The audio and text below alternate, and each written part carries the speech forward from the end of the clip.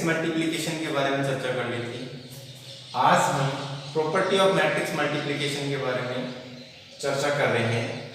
तो आव्यूह गुणन के गुण धर्म क्या क्या होते हैं, जिनमें पहला है कम्यूटेटिविटी यानी क्रम विनिमयता। क्या है? क्रम विनिमयता। तो क्रम विनिमयता नियम क्या होता है?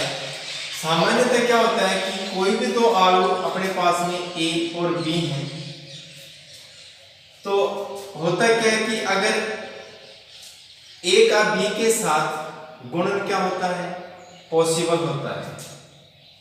इन दोनों का गुणन पॉसिबल है, तो फिर b a का गुणन पॉसिबल हो ये कोई आवश्यक नहीं होता है। लेकिन अगर ये गुणन पॉसिबल हो गया तो फिर ये आवश्यक नहीं होता है कि AB का गुणन और BA का गुणन दोनों क्या हो? इक्वल हो। लेकिन किसी विशेष परिस्थिति में क्या होता है कि इन दोनों का गुणन क्या होता है? इक्वल होता है। तो वो कौन कौन सी कंडीशन है, उन कंडीशन के बारे में अपन चर्चा करेंगे।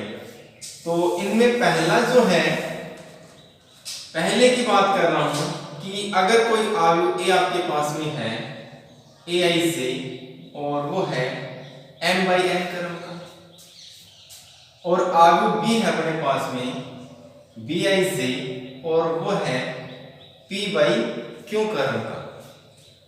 तो क्रम विनिमयता नियम में पहले की जो कंडीशन है उसकी चर्चा कर रहे हैं, ताकि यहां से आपको क्लियर हो जाएगा। तो इसमें देखो कि जो A और B है, क्या इनका गुणन पॉसिबल है? क्योंकि A में स्तंभों की संख्या B में पंक्तियों की संख्या के इक्वल नहीं है, तो क्या नहीं है? AB का गुणन पॉसिबल नहीं है। अच्छा, फिर मेरे को ये बताओ, क्या BA का गुणन पॉसिबल है? तो जब BA की बात करते हैं तो फिर B में स्तंभों की संख्या और A में पंक्तियों की संख्या के क्या होना चाहिए? बराबर होना चाहिए। तो वो भी क्या नहीं है? बराबर नहीं है। तो फिर इसका मतलब हो गया न तो AB संभव है और न ही BA संभव है, पहली कंडीशन। दूसरी कंडीशन ये है कि अगर आपके पास में कोई आव्यूह है AI से और उसका क्रम है m/n, आव्यूह B अपने पास में है BI से और उसका क्रम है n/p, तो फिर यहां पे देखो जो AB का गुणन है वो संभव है, बिल्कुल संभव है, क्योंकि A में स्तंभों की संख्या कितनी है? n, और B में पंक्तियों की संख्या कितनी है? n। तो क्या है? AB संभव है, यानी AB का गुणन क्या है? संभव है। क्या BA संभव है, यानी BA का गुणन संभव है? तो B में स्तंभों की संख्या A में पंक्तियों की संख्या के समान है? नहीं है। तो फिर क्या होगा? BA संभव नहीं है, यानी BA का गुणन क्या नहीं है? संभव नहीं है। थर्ड, अगर कोई आव्यूह A है अपने पास में AI से और उसका क्रम है अपने पास में m/n, और B आव्यूह अपने पास में है BI से और उसका क्रम है n/n, तो फिर देखो क्या AB संभव है? तो A में स्तंभों की संख्या B में पंक्तियों की संख्या के क्या है? समान है। तो AB क्या है? पॉसिबल, यानी AB का गुणन क्या है? पॉसिबल है। क्या BA संभव है? तो चेक करो यहाँ पे, तो B में स्तंभों की संख्या और A में पंक्तियों की संख्या के क्या है? समान है। तो इसका मतलब AB और BA क्या है? दोनों ही संभव है। AB संभव है और BA भी क्या है? संभव है। लेकिन क्या इनके क्रम समान है? बिल्कुल नहीं। क्रम कहां समान है? देखो, अगर मैं AB की चर्चा कर रहा हूं तो AB में स्तंभों की संख्या n है और BA में पंक्तियों की संख्या कितनी है? n है। तो फिर AB का जो क्रम आएगा वो क्या आएगा? m/m आएगा। लेकिन जब BA करोगे तो BA में जो BA का क्रम आएगा वो क्या आएगा, n/n आएगा। तो यहां पे क्या नहीं होगा, दोनों का क्रम समान नहीं होगा, दोनों का क्रम समान नहीं है।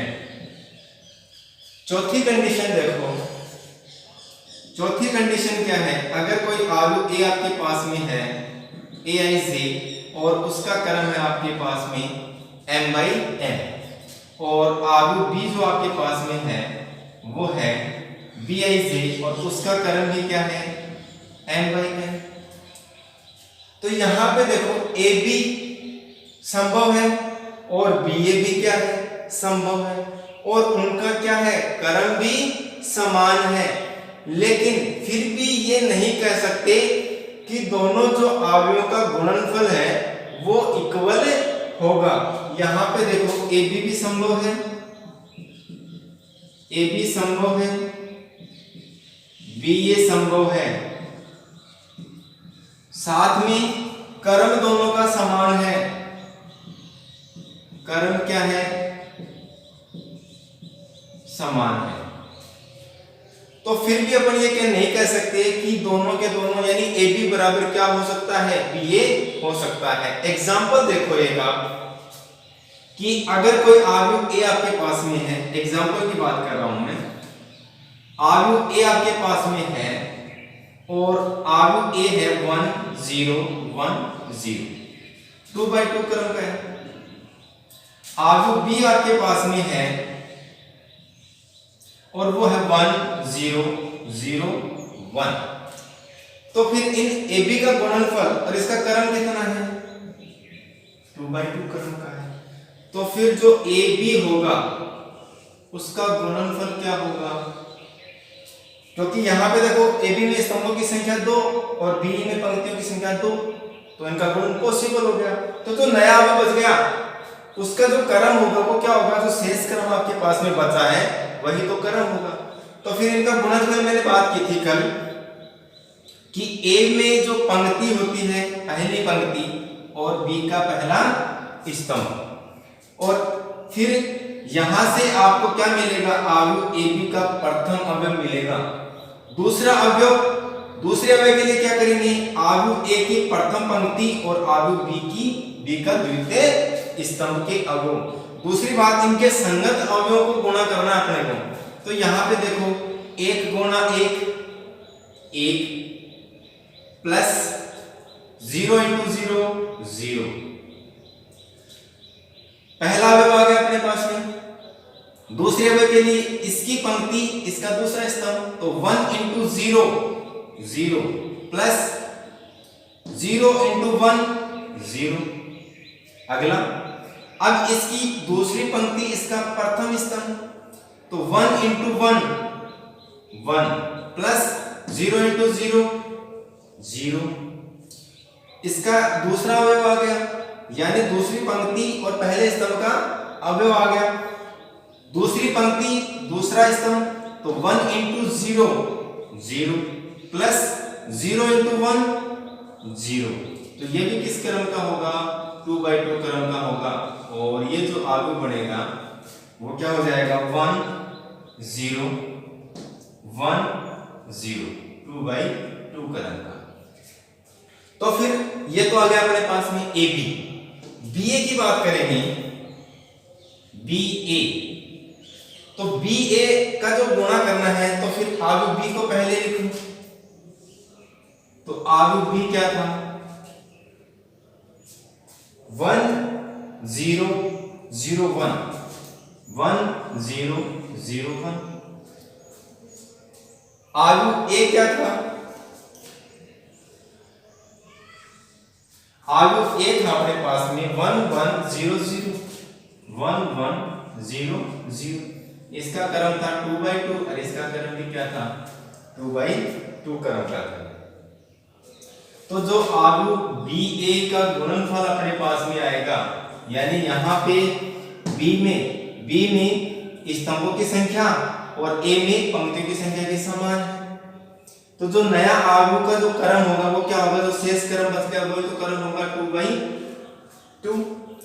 तो फिर यहां पे देखो 1 को 1 से मल्टीप्लाई करेंगे तो 1 प्लस यानी इसकी प्रथम पंक्ति और आयु 1 का प्रथम स्तंभ, तो 1 into 1 1 प्लस 0 into 1 0। अगला 1 into 0 0 प्लस 0 into 0 0। भाई मैंने क्या किया, इसकी प्रथम पंक्ति और प्रथम स्तंभ के अवयव को संगत अवयव से मल्टीप्लाई कर रहा हूं, तो 1 into 1 1 प्लस 0 into 1 0 पहला अवयव हो गया। इसकी प्रथम पंक्ति इसका दूसरा स्तंभ, तो 1 into 0 0 0 into 0 0। दूसरी पंक्ति प्रथम स्तंभ, तो 0 into 1 0 प्लस 1 into 1 1। अगला 0 into 0 0 प्लस 1 into 0 0। तो अपने पास में क्या आया, क्या मिल गया अपने पास में 1 0 1 0।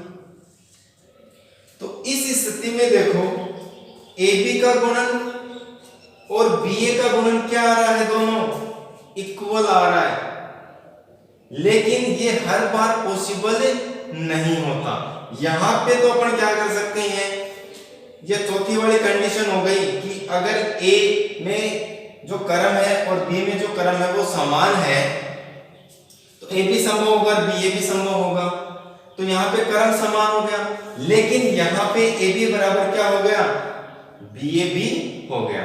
लेकिन अब देखो ये तो सामान्यता यानी कोई विशेष कंडीशन में ही क्या होता है, ऐसा होता है, अन्यथा ऐसा नहीं होता। तो देखो वो एग्जांपल भी अपन देख रहे हैं कि कई कंडीशन में क्या होता है, कई में नहीं लगभग हर कंडीशन में यही होता है कि ये क्रम विनिमय नियम का पालन नहीं करता। ये तो मैंने वो एग्जांपल आपको बता दिया कि जिसमें ये क्रम विनिमय नियम का पालन करता है, यानी ये एक विशेष कंडीशन हो गई, जबकि ऐसा नहीं होता है। तो नहीं होता है तो जैसे मान लो कोई आयु भी आपके पास में है और उसके एलिमेंट हो गए 1 0 0 0, 2/2 क्रम का है, यानी दोनों का क्रम क्या है, समान है, और AB संभव है और BA भी क्या है, संभव है। तो यहाँ पे जब AB की बात करूंगा मैं, यानी AB के गुणन की बात करूंगा, तो AB का जो गुणन आएगा वो देखो क्या आएगा, 1 into 1 1 प्लस 0 into 0 0। अगला पहली पंक्ति पहला स्तंभ का काम हो गया, अगला पहली पंक्ति दूसरा स्तंभ, तो 1 into 0 0 प्लस 0 into 0 0। अगला 1 into 1 1 प्लस 0 into 0 0। अगला 1 into 0 0 प्लस 0 into 0 0। तो अपने पास में जो आयु BA आया है 2/2 क्रम का, वो अपने को क्या प्राप्त हो गया, 1 0 1 0। लेकिन क्या BA जो पॉसिबल है तो क्या वही ये मान देगा, आपको चेक करते हैं। BA की बात कर रहे हैं तो BA, तो B आयु क्या है, 1 0 0 0। A आयु क्या है, 1 0 1 0, प्रथम पंक्ति और प्रथम स्तंभ। तो BA जो आएगा वो क्या आएगा, 1 into 1 1 प्लस 0 into 1 0। अगला 1 into 0 0 प्लस 0 into 0 0। इसी अगला 0 into 1 0 प्लस 0 into 1 0। अगला 0 into 0 0 प्लस 0 into 0 0। तो क्या आया अपने पास में, और इनका क्रम क्या था, 2/2 क्रम की थी ये आयु। तो फिर जो नई आयु BA प्राप्त होगा उसका क्रम भी क्या होगा, 2/2 होगा। और इसका क्रम भी क्या होगा 2/2 होगा और अवयव क्या हो गई 1 0 0 0। इसका मतलब कि ये हो गया कि अगर ऑर्डर समान होते हैं तो भी अपन ये नहीं कह सकते कि AB बराबर क्या होगा BA होगा। लेकिन कुछ विशेष कंडीशन में, जो मैंने पहले एग्जांपल बताया था, कुछ विशेष कंडीशन में ऐसा होता है कि जब दोनों का क्रम समान हो तो AB बराबर BA होता है। लेकिन सामान्यतः क्या होता है कि जो गुणन के लिए यह क्रम विनिमयता का नियम का पालन नहीं करता है। और अगला है अपने पास में साचर्यता गुणधर्म। और साचर्यता गुणधर्म क्या होता है कि अगर कोई आपके पास में 3 आव्यूह हैं, 3 आव्यूह का मतलब हो गया कि अलग अलग आव्यूह हैं A, B और C, कोई 3 आव्यूह हो गई और इनमें AB का गुणन क्या हो पॉसिबल हो और BC का गुणन पॉसिबल होता है, तो फिर गुणन के लिए ये साचर्यता गुणधर्म का पालन करते हैं। दूसरे की बात कर रहा हूं मैं, एसोसिएटिविटी की, साचर्यता गुणधर्म की, साचर्यता गुणधर्म के बारे में बात करें, एसोसिएटिविटी के बारे में चर्चा करें। मैंने क्या कहा कि अगर A, B और C कोई 3 क्या है आव्यूह हैं और इनमें AB BC का गुणन क्या हो पॉसिबल हो।